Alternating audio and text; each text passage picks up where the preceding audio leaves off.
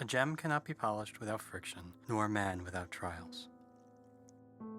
Kingdom of Heaven is a 2005 film directed by acclaimed director Ridley Scott and written by William Monahan, famous for also writing The Departed. Set during the Crusades of the 12th century and centering around the character Balian, a French blacksmith who was recruited and knighted by his father to fight in a holy war, defending the Kingdom of Jerusalem from the massing Muslim army headed by Saladin. In the Holy Land, Balian hopes to earn God's forgiveness for the sins of his deceased wife and himself. Along the way, he must navigate the politics of the court of Jerusalem, fight religious fanatics on both sides, and confront his own religious beliefs. The original theatrical version is not a particularly good film. However, after my first viewing, I found the themes of the movie interesting. It came out just after I had returned from my first year in Iraq while serving in the U.S. military. I had always had lingering questions about my own spirituality, religious upbringing, and faith. This movie had something particular to say about the differences between religion and faith, and I found myself returning to the film again and again while contemplating my own experiences in war, religion, and life. There is a director's cut of this film that is far superior to the theatrical cut. The director's cut is a completely different film, and I consider it to be Ridley Scott's lost masterpiece. For a film that depicts a religious war in one of the most hostile and contested regions of the world to this day, the film is surprisingly even-handed. The protagonist of the film is Balian of Ibelin. He is a historical character, a baron of Jerusalem. The film takes liberties on his origin. He was never a blacksmith in France, nor a bastard of a nobleman. He was a baron and a crusader knight.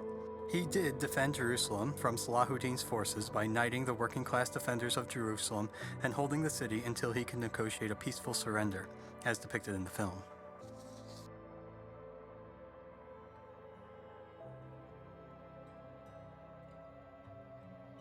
If you want to escape the burdens that oppress you, you should not be somewhere else, but be someone else. There exists a common trope in action and war movies where the hero or protagonist is motivated to fight the enemy to avenge his wife or family member, sometimes both. This is seen in the movies Braveheart, The Patriot, and Ridley Scott's previous film to this, Gladiator. The trope is so common in comic books that it is known as the woman in the refrigerator trope.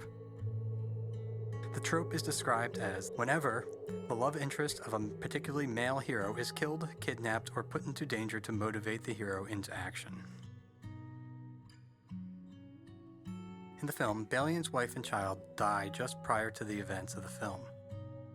Their cause of death, though, is not murder by the enemy, but rather the cause is a common enemy that all humans share, that of nature. After losing her baby in birth, Balian's wife is overcome by the death of her innocent child, and in her grief takes her own life. In his own grief, Balian is led into a depression, and perhaps an existential dilemma. This is not heaven, it's the world, and there's troubles in it. For monotheistic religions, there is always a dilemma associated with misfortune. If God is singular and all-powerful and good, why would he allow bad things to happen to good people? And why does he allow sinners to prosper and the pious to suffer? In religious philosophy, this is known as the problem of evil. Evil in philosophy is defined in a broad manner as all pain and suffering. In the narrow definition, evil is a moral concept involving the condemnation of horrific behavior committed by responsible moral agents. The problem of evil is a logical problem associated with monotheistic religions that believe in an omniscient, omnipotent, and wholly good God. This philosophy is attributed first to the Greek philosopher Epicurus, and more famously by the later Scottish philosopher David Hume. The problem of evil is explained by logic. If an omnipotent, omnibenevolent, omniscient God exists, then evil does not exist. There is definitively evil in this world. Therefore, an omnipotent, omnibenevolent, and omniscient God cannot exist. In a question format, it sounds something similar to, if God is so powerful, why does he allow evil and suffering? Polytheistic religions have often attributed all the evil to one particular God, or perhaps a disagreement among different gods. But when there is only one God to answer to, the logic and the evidence of evil preclude the existence of a holy, good, and all-powerful God. The existence of evil preclude the existence of a holy, good, all-powerful, all-present God. This dilemma can lead people to question their faith, to lash out in rage, as Balian does, to the priest who mutilated his wife's corpse and antagonizes him. In the director's cut, we also learn that he is Balian's younger half-brother and stands to increase his standing and wealth in the village if Balian were to leave on the Crusades. When the bishop is dead, it is certain. And you take my property. The church, they would have taken you to Jerusalem. Away from all this. The film is structured and presented in a color palette as an allegory for someone suffering through depression. It starts in the harsh European winter with frost covering the land. The on-screen text even mentions that Europe is in an economic depression as well. The only light we see comes from Balian's forge, that is literally fueled by the loss of his family. And we observe him toiling over the forge and aggressively throwing himself into his work. The corruption of the best of things gives rise to the worst. David Hume. Like the previous mentioned trope of seeking revenge against an enemy, it is Balian's suffering that leads him to accept the offer by his estranged father to travel to Jerusalem. That in Jerusalem I can erase my sins. And those of my wife. Is it true? We can find out together. By showing us his recruitment into the Crusades, the film follows a classic hero's journey mythology, which has been reused in storytelling for hundreds of years, but is also used in recruitment, particularly in a military where men have to be enticed to join and fight for the offers of rewards. A military is based on a hero system where men earn honor and achievements for completing certain tasks. Political leaders often have to incentivize military service in order to fill the ranks of an army. To do this, they can promise all sorts of honors and rewards for bravery, as well as more tangible items, such as food, shelter, money, land, and titles, and things that can be passed down to one's children. During the Crusades, the forgiveness of sins itself was offered to all Christian knights who fought for the Holy Land. Whoever for devotion alone, not to gain honor or money, goes to Jerusalem to liberate the Church of God can substitute this journey for all penance, as decreed by Pope Urban II. We control our reasoned choice and all acts that depend on that moral will. Epictetus. This penance is what motivates Balian, who must seek forgiveness for his unborn child, his wife, and himself. Balian truly believes this in some sense at the start of the film. It is his main driving force. Therefore, Balian is struggling to understand the nature of the God he believes in. While on the road with Godfrey and his men-at-arms, we get the first sign of spring when a crocus is found, just before the party is attacked by Godfrey's cousin. The attack leads Godfrey dying, with no other choice but to name Balian his successor and knight him before his death. Without fear in the face of your enemies, be brave and upright that God may love thee. Speak the truth, always, even if it leads to your death. Safeguard the helpless, and do no wrong, as your oath. And that's so you remember it. Besides his title, Godfrey gives Balian an oath to live by and his own personal quest to continue. Serve the King of Jerusalem. Could a king ask of a man like me? A better world than has ever been seen. A kingdom of conscience. A kingdom of heaven.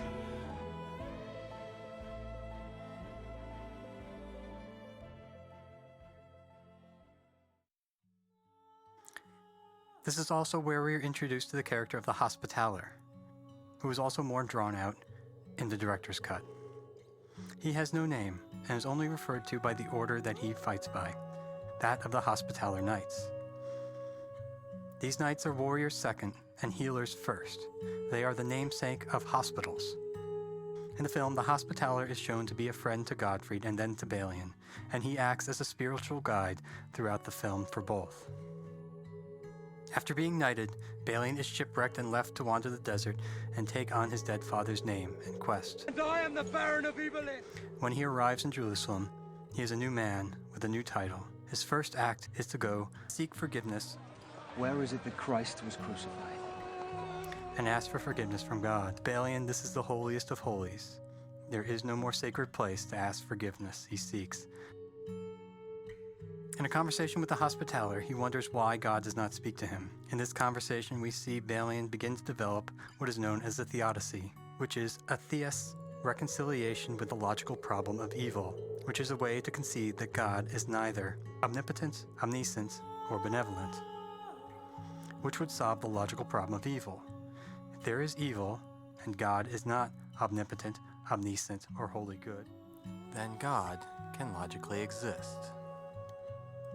Other than these conversations, Balian does not seem particularly pious beyond that of an average citizen for his time. He is shown to be studied. He has an education.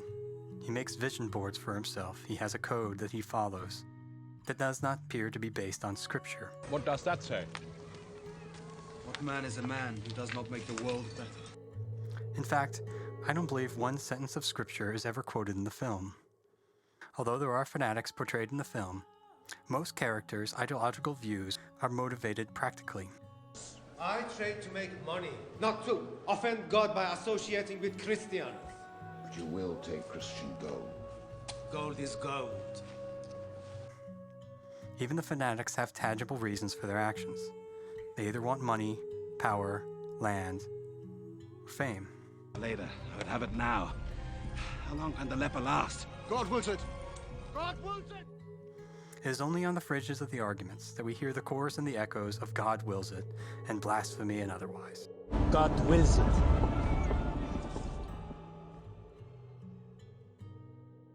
We do not want it, and we may not win it. Blasphemy! Anyone can be comfortable with who they are when they are surrounded by the comforts of their own home and friends and family who validate their own thinking and opinions. But on the edge of the world, where the Christian world meets the Muslim world, or where the empire you serve ends and a new empire begins, this is where you must confront who you are without the support of others that think like you. You must be accountable for your actions. You must be humble in your defeat and resolute in your decisions. To Balian, his identity is the sum total of his choices. Every decision, every sin, and every person he meets challenges his beliefs.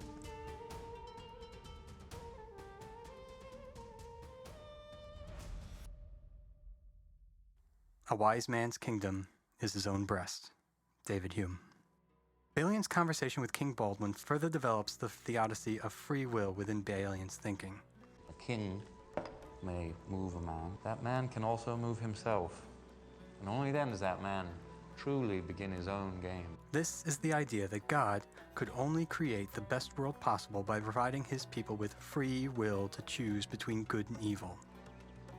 Remember that howsoever you are played, or by whom, your soul is in your keeping alone.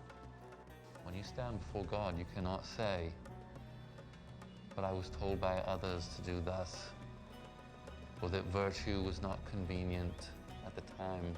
This will not suffice. Remember that. Of course, this only goes as far to cover what is referred to as moral evil, that being evil committed by act of person. Or there is also natural evil that people cannot control, such as the natural disasters or Balian's unborn child and King Baldwin's leprosy. This understanding of one's free will, in keeping with his oaths, drives Balian's decision throughout the rest of the film. There are two mottos that Balian lives by. What man is a man who does not make the world better? And Godfried's Quid sumus hoc ectus. Such as we are, you will be.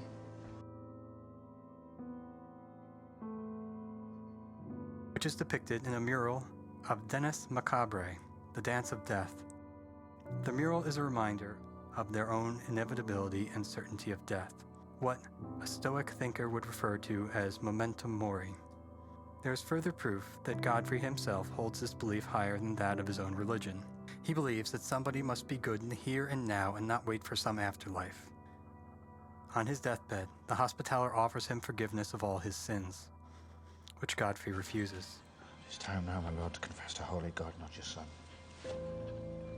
Are you sorry for all your sins? For all but one. You, your mother. This is the sin he asked Balian to forgive him for, which he refused. I have forgiveness to ask of you.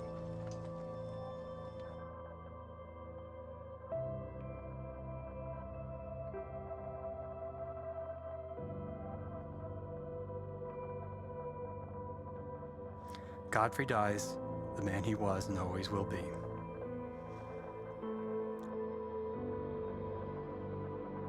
Where Balian's motto looked outward, challenging him to improve the world, his father's challenges him to look inward and improve himself.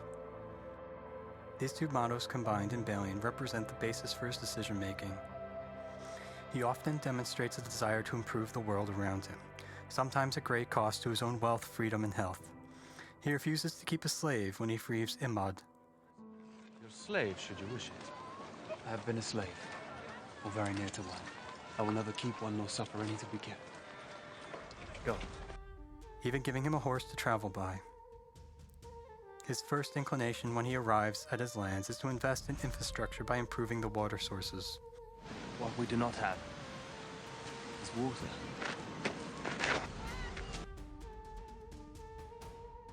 When asked by the king to protect the pilgrims prior to the Battle of Karak, Attack that and leave. Are you with me? he places himself and his knights between Saladin's forces and them. These are moral choices that he makes of his own free will. This is his test on earth, for either his ascent to heaven or simply his own fulfillment.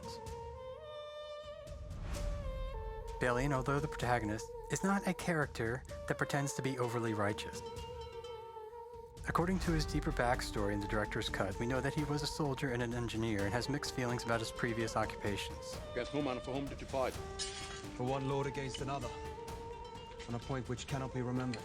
He murders his brother in a fit of rage and engages in an extramarital affair with Isabella. He has flaws, he has doubts, he has regrets, but he also has convictions. When he is offered to marry Isabella, rightfully, and obtain great power, he refuses. And Guy Would be executed, along with his knights who do not sway your allegiance. I cannot be the cause of that. Not because he does not want it, but because others would die as a result. His affair with Isabella was consensual and did not take anything from her husband Guy, but he could not be the cause of murder, even with the backing of King Baldwin and Isabella. He is as he will be. This is his moral code, in keeping with his oath. I recall finding part of this movie so very different from anything I had ever seen before. I cannot recall another film where the protagonist refuses a solution to all his problems. The film even frames it as a mistake, with every character, with the exception of the king, telling he is making a mistake. Why do you protect him? He's a man who insults you, hates you, kill you himself if he had the chance. It is a kingdom of conscience, or nothing. Who are you to refuse a king? You say no. Do you think I'm like Guy? That I would sell my soul? Perhaps at first I thought too much about Balian's refusal to be the cause of Guy's death. But even if Balian accepts power, Salahuddin would still be out there with his army, vowing to one day retake Jerusalem. You will never hold it in peace, as your brother did. It will be war. My grandfather took Jerusalem in blood. I'll keep it the same way, or any way I can. The knights would still be fractured along ideological lines on how to defend their property. All that would still be, only Balian would now be the sole owner of these problems. He cannot change the outcome. He is just as he is, and always will be. To take the throne would cost him his soul, and that is a price he will not give. He came to the Holy Land seeking forgiveness, and all it wants to do is burden him with more sins. In the director's cut, Balian is not the only character confronted with this choice. After Balian refuses to marry Isabella and the king dies, Isabella's son becomes king, and she is forced to make a deal with Guy to support her son's rule. Shortly after this, it is discovered that the boy is also a leper, like King Baldwin. In order to maintain the status quo and keep Guy from starting a war with Saladin, her son would need to suffer through a long battle with the disease. In the same way, Isabella watched her brother suffer through life, the burdens of the kingdom, and the suffering of leprosy. Here, her own words come back to haunt her. There'll be a day when you will wish you had done a little evil to do a greater good.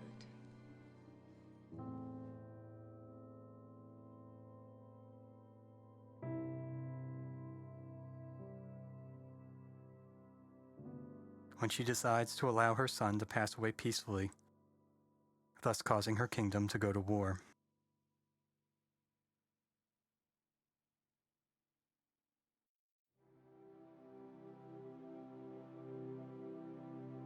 Heaven and hell suppose two distinct species of men, the good and the bad, but the greatest part of mankind float betwixt vice and virtue. David Hume. At the same time, Balian has a conversation with the Hospitaller about the nature of God and religion that is very agnostic, which means Balian is questioning the existence of God, knowing now that he cannot be wholly good. There's your Moses. I did not hear it speak. It does not mean that there is no God. This is also where we see that the Hospitaller may not be real, but some sort of a spiritual figure. According to my own Jeffersonian Bible reading of the film, this conversation only occurs in Balian's mind.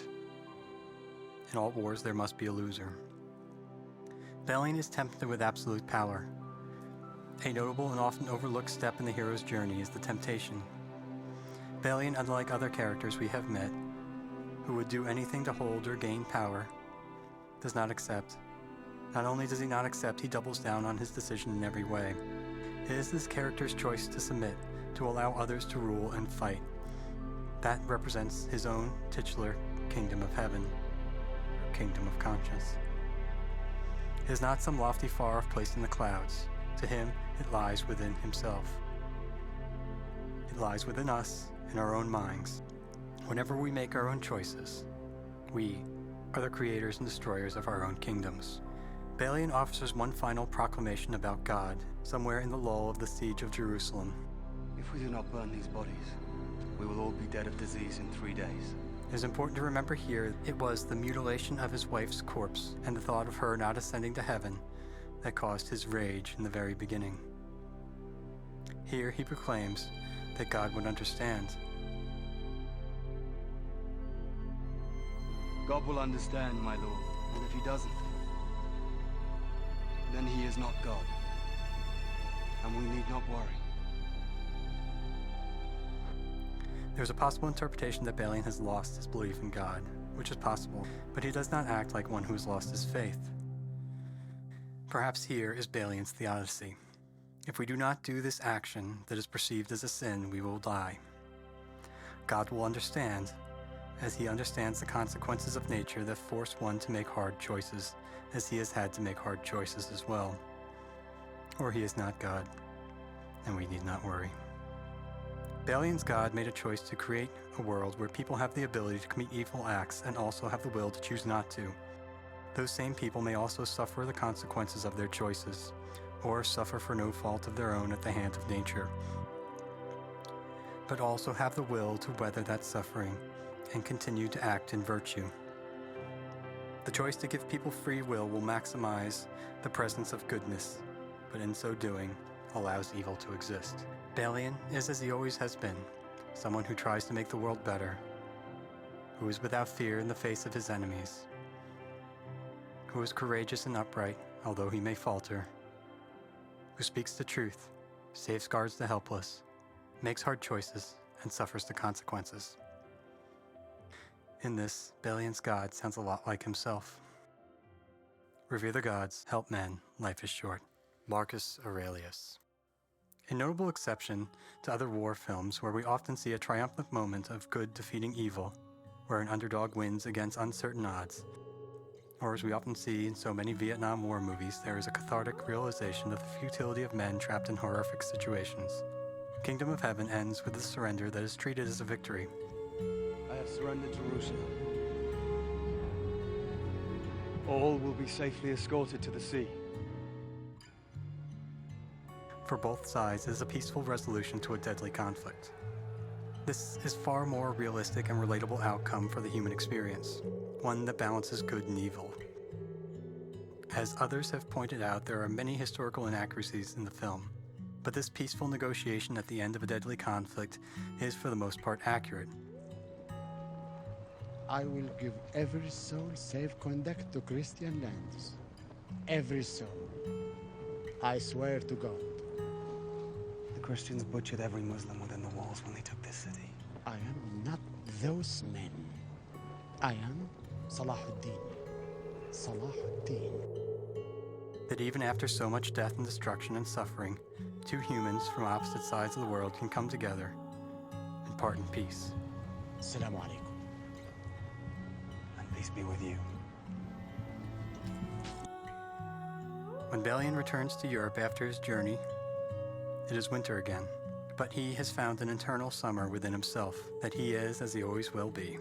He never sought wealth, adventure, or power, but when presented with them, he remained himself.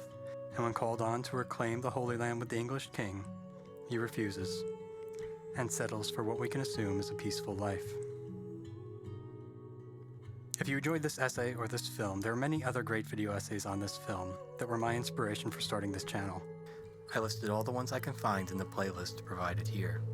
Radar Films did a fantastic analysis between the theatrical cut and the director's cut. History Buff examined the historical accuracy. Renegade Cut examined the film's use of divine command theory. And like Stories of Old, examined Balian's choice as it relates to Kant's moral imperative. And there are many other great works. I'm proud to be among them. I may have treaded some of the same ground as them, and for this I humbly apologize. Surely they did it better first. This is a production of Minimum Effort Media. There are new video essays here on the first of every month. Like, subscribe, and comment if you care to. Thanks for watching.